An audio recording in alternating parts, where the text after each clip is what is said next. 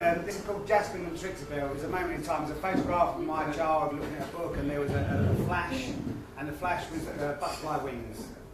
This is called Jaspin. Jaspin is my son's name, and Trixibell is the fairy that's on my shoulder. The fairy shook her wings. The moon shone out of them. The little boy's eyes widened and sparkled in the light. His jaws slackened, and a peace took over him. The cold bit him. The wind pushed him, but he remained focused, his gaze constant on the smile of the fairy as she hovered and fluttered in the night sky. Sometimes the baby lost the fairy in the carpet of stars above, and other times the fairy would fly really close and just shimmer in front of his face like a flame floating. All the time, the wind whistled through the air, and the cold nipped at the little boy's skin.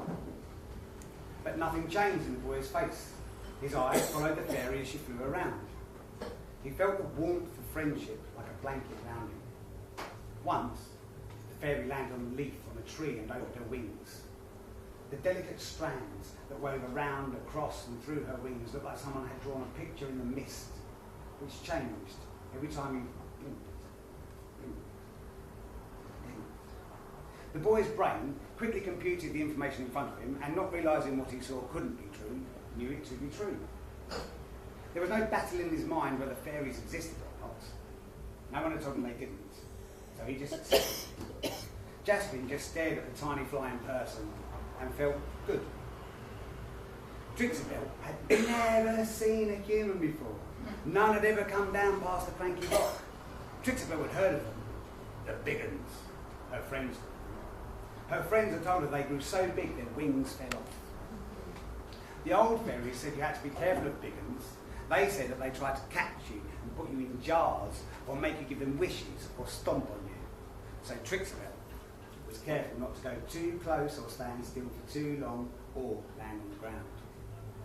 Jaspin watched Trixibell dancing in the air.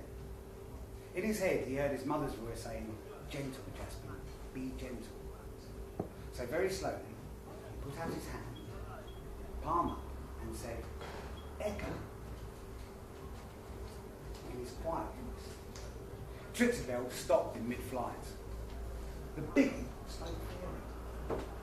Now Trixibell looked amazed and stared at Jaspin with big wide eyes. The big one wanted to be friends. What should she do?